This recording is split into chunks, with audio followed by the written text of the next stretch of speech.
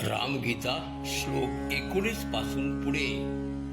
याखेरीज तैत्तिरीय शाखेची प्रसिद्ध श्रुतीही आग्रहपूर्वक स्पष्टपणे सांगते की समस्त कर्मांचा त्याग करणेच इष्ट आहे.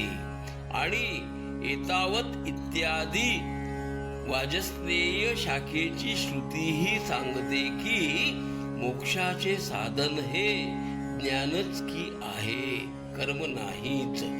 आणि तुम्ही जो ज्ञानाच्या समानतेमध्ये यज्ञादीचा दृष्टांत दिला तोही योग्य नाहीच, कारण त्या दोघांचे फळही भिन्न भिन्नच आहे.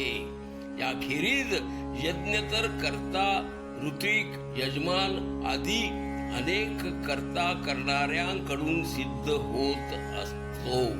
आणि ज्ञान तर याच्या विपरीतच आहे, ते केवळ कारणाकर्ता आदींनी सहाय्य नाहीत होत.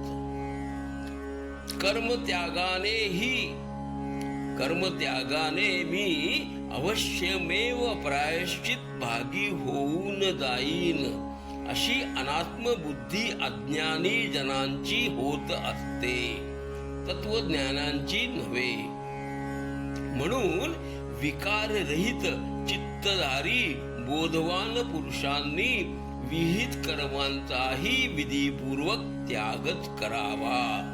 मग शुद्ध चित्त होऊन श्रद्धापूर्वक गुरूंच्या कृपेने तत्वमसी या महावाक्याद्वारा परमात्मा आणि जीवात्माचे ऐक्य जाणून सुमेरू पर्वतासम निश्चल आणि सुखी व्हावे. नियम तर असाच आहे की प्रत्येक वाक्याचा अर्थ जाणण्या अगोदर त्याच्या पदांचा अर्थच ज्ञानच की कारण आहे.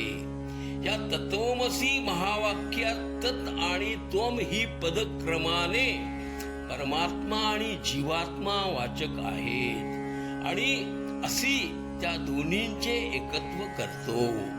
या दोन्ही जीवात्मा आणि परमात्मा मध्ये जीवात्मा प्रत्येक अंतःकरणाचा साक्षी आणि परमात्मा परोक्ष म्हणजे इंद्रियातीत आहे.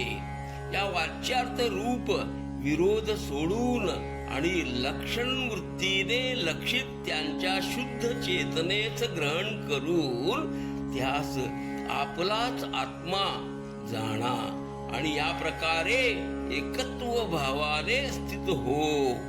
या तत् आणि त्वम पदानी एकरूप होण्या कारणे लक्षणीयता नाही होऊ शकत, आणि परस्पर विरोध असल्या कारणे काही भाग गृहीतही काही भाग त्याज्यही नाहीत होऊ शकत. म्हणून सोयम हे तेच आहे. या दोन्ही पदांची अर्थप्रमाणे या तत् आणि त्वम पदातही भाग त्याग लक्षणातही निर्दोष पूर्ण होऊ शकते. पृथ्वी आदी पंचभूतापासून उत्पन्न झालेले सुख, दुःखादी कर्मे, भोगांचे आश्रय आणि पूर्वोपार्जित कर्मफळाने प्राप्त होणाऱ्या या मायामय आदी अंतवान शरीरास विज्ञानजन आत्म्याची स्थूल उपाधी मानतात.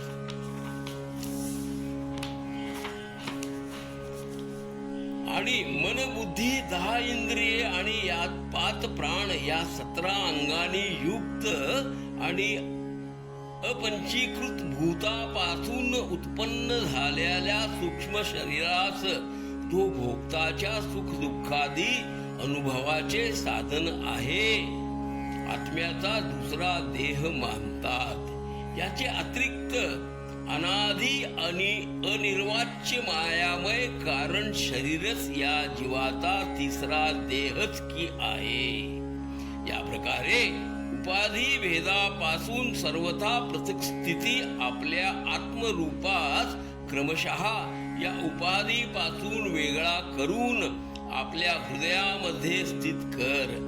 स्फटिक मण्यासमान हा आत्माही अन्नमयादी भिन्न भिन्न कोशात त्यांच्या सानिध्याने त्यांच्याच आकारासारखे दिसू लागतात. परंतु याचा योग्य रीतीने विचार केल्यास अद्वितीय असल्या कारणे असंगरूप आणि अजन्मा असल्याचे निश्चित होते. त्रिगुणात्मक बुद्धीच स्वप्न, जागृत आणि सुषुप्ती या भेदाने 3 प्रकारच्या वृत्ती दिसून येतात. मात्र या तिन्ही वृत्तीमधून प्रत्येकाची एक दुसऱ्यात व्यभिचार होत असल्या कारणे या तिन्हीही एकमात्र कल्याण स्वरूप नित्य परब्रह्मामध्ये मिथ्याच की आहे. अर्थात त्यात या वृत्तीचा सर्वथा अभावच की आहे. श्लोक 30 अखेर. या श्रवणानंद. हरि ओम तत्सत. हरि ओम तत्सत. हरि ओम तत्सत.